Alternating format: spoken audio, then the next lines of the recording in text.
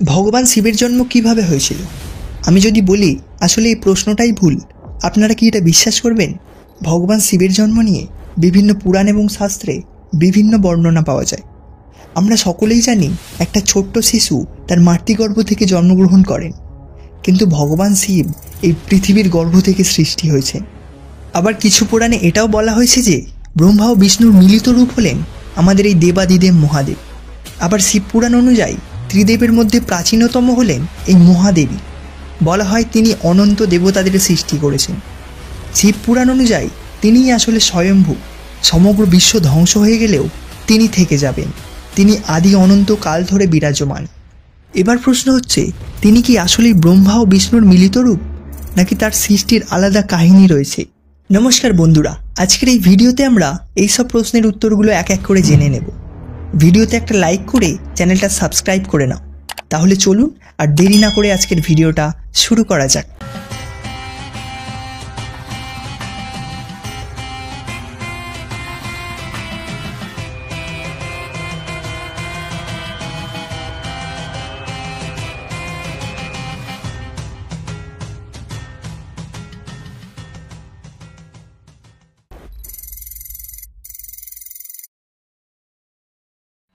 দেবাদিদেব মহাদেবের উপর আর কেউ নেই। তিনিই শ্রেষ্ঠ, তিনিই মহান। হিন্দু পুরাণে মহাদেবের নানা কাহিনীর কথা উল্লেখ রয়েছে। সেগুলির মধ্যে দুটি কাহিনীর কথা আজ আপনাদের বলবো। প্রথম কাহিনীটি হলো, পৌরাণিক কাহিনী অনুযায়ী একটা সময় আসে ভগবান সদাশিব ও পরাশক্তির মনে অন্য মানুষ সৃষ্টির মনোবাসনা জাগে। এই ইচ্ছা পূরণের জন্য তারা তাদের ডান দিক থেকে ব্রহ্মাদেব এবং বাম দিক থেকে বিষ্ণুদেবকে সৃষ্টি করেছিলেন। ব্রহ্মাদেব ও পরাশক্তির সৃষ্টি করার পর ভগবান বিষ্ণুর পদ্মনাভিতে স্থাপন করেন তারা। এভাবেই ভগবান বিষ্ণুর নাভিপদ্ম থেকে ব্রহ্মাজির উৎপত্তি হয়েছিল। এইসব হয়ে যাওয়ার পর ভগবান ব্রহ্মাকে মহাবিশ্ব সৃষ্টির দায়িত্ব দেওয়া হয়। অন্যদিকে বিষ্ণুদেবকে মহাবিশ্বের রক্ষণাবেক্ষণের দায়িত্ব দেওয়া হয়েছিল। একদিন ব্রহ্মা ও বিষ্ণুর মধ্যে তর্ক বিতর্ক শুরু হয় যে তাদের মধ্যে শ্রেষ্ঠ কে। এবার এই বিতর্ক চলতে চলতে তারই মধ্যে এক বিশাল প্রকট আলোর আবির্ভাব হয়েছিল। আলোর ঝলকানি কমতে এক বিশাল শিবলিঙ্গ দেখা গিয়েছিল। তিনি বিষ্ণু ও ব্রহ্মার মাঝে আবির্ভূত হয়েছিলেন। সেই শিবলিঙ্গের উৎপত্তির সঙ্গে সঙ্গে একটি ভবিষ্যৎবাণীও ছিল। সেই বাণীতে বলা হয়েছে যে শিবলিঙ্গ বা স্তম্ভটি প্রকট হয়েছিল সেটির আরম্ভ বা অন্ত যে খুঁজে পাবে সেই সর্বশ্রেষ্ঠ বলে বিবেচিত হবে। এই বাণী শুনে ভগবান বিষ্ণু স্তম্ভের নিচের দিকে গিয়েছিলেন, আর ব্রহ্মাদেব গিয়েছিলেন স্তম্ভের উপর দিকে। তারপর অনেক খুঁজেও বিষ্ণুদেব এই স্তম্ভের অন্ত খুঁজে পেলেন না। তারপর বিষ্ণুদেব স্বস্থানে ফিরে এসে মহাদেবকে বলেন, হে ভগবান, আপনি অনাদি অনন্ত। আপনার স্বরূপ খোঁজা আমার মূর্খতা ছিল। আপনি আমাকে ক্ষমা করুন মহাদেব।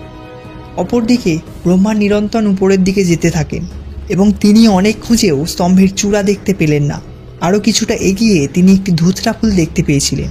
সেই সময় ভগবান ব্রহ্মা চালাকি করে ফুলটিকে বলেছিলেন, তুমি মহাদেবকে গিয়ে বলবে যে আমি এই স্তম্ভের চূড়া খুঁজে পেয়েছি, আর তুমি থাকবে আমার সাক্ষী। তারপর ব্রহ্মা সেই ফুলকে নিয়ে শিবের কাছে এলেন এবং বললেন, আমি এই স্তম্ভের চূড়া খুঁজে পেয়েছি এবং এই ফুলটি হলো আমার সাক্ষী। মহাদেব তো সব জানেন। যিনি এই সমগ্র বিশ্বকে সৃষ্টি করেছেন তাকে মিথ্যে বলা কি অতই সহজ? তবে ব্রহ্মার ওই মিথ্যে বচন শুনে মহাদেব অত্যন্ত ক্রোধিত হয়েছিলেন এবং বলেছিলেন, এই স্তম্ভের কোনো উৎস বা অন্ত নেই। আমি অনন্ত, আমি পরিপূর্ণ, আমি সম্পূর্ণ এবং আমি অসম্পূর্ণ। এইসব শুনে ভগবান ব্রহ্মা তার ভুল স্বীকার করেছিলেন এবং ব্রহ্মা ও বিষ্ণু মিলে মহাদেবকে একটি অনুরোধ করেছিলেন। তারা বলেছিলেন তিনি যেন তাদের মতোই নির্দিষ্ট সাকার রূপে বিরাজ করেন। মহাদেব একথা মেনে নিয়ে স্তম্ভ থেকে সাকার রূপে প্রকট হয়েছিলেন, যেই রূপটি আমরা এখন দেখতে পাই। আরেকটি কাহিনী হলো, একবার এক ঋষি তার মহাদেবের কাছে জানতে চাইলেন যে হে মহাদেব, আপনার পিতাকে। তখন শিব বলেছিলেন সৃষ্টির দেবতা অর্থাৎ ব্রহ্মাই হলেন তার পিতা। এরপর এটা শুনে ঋষি আবার জানতে চাইলেন তাহলে ব্রহ্মার পিতাকে। তখন শিব বলেছিলেন রক্ষার দেবতা অর্থাৎ বিষ্ণুদেব হলেন ব্রহ্মার পিতা। এটা শুনে ঋষি আরও কৌতূহলী হয়ে জিজ্ঞাসা করলেন, ব্রহ্মাদেবের পিতা যদি বিষ্ণুই হয় তাহলে বিষ্ণুদেবের পিতাকে? এই প্রশ্নের উত্তর শুনে ঋষি চমকে যায়। ভগবান শিব বলেছিলেন ধ্বংসের দেবতা অর্থাৎ স্বয়ং আমি নিজেই হলাম বিষ্ণুর পিতা। এটা শুনে ঋষি বুঝেছিলেন শিবের জন্ম রহস্য জানা সাধারণ মানুষের পক্ষে সম্ভব নয়। তিনি অনন্ত, তিনি সর্বস্থানে সর্বক্ষণে বিরাজমান। সৃষ্টির আগেও যেমন তিনি ছিলেন, ধ্বংসের পরেও তিনি থাকবেন। তার উপস্থিতি অনন্তকাল থাকবে। এরকমই পুরাণ, রামায়ণ ও মহাভারতে অনেক ঘটনা রয়েছে যেগুলো আমরা এখনও জানি না। সেগুলো আগামী দিনে এই চ্যানেলের মাধ্যমে তুলে ধরব।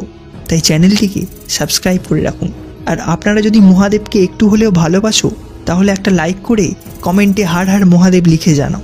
দেখা হচ্ছে নতুন একটা ভিডিও নিয়ে। ততক্ষণ সকলে ভালো থাকবেন, সুস্থ থাকবেন আর এইভাবেই আমাদের পাশে থাকবেন। ধন্যবাদ। আর জগন্নাথ দেবের রথযাত্রার শুরুটা আসলে কীরকমভাবে হয়েছিল সেটা জানতে হলে এই ভিডিওটা অবশ্যই দেখুন। টাটা।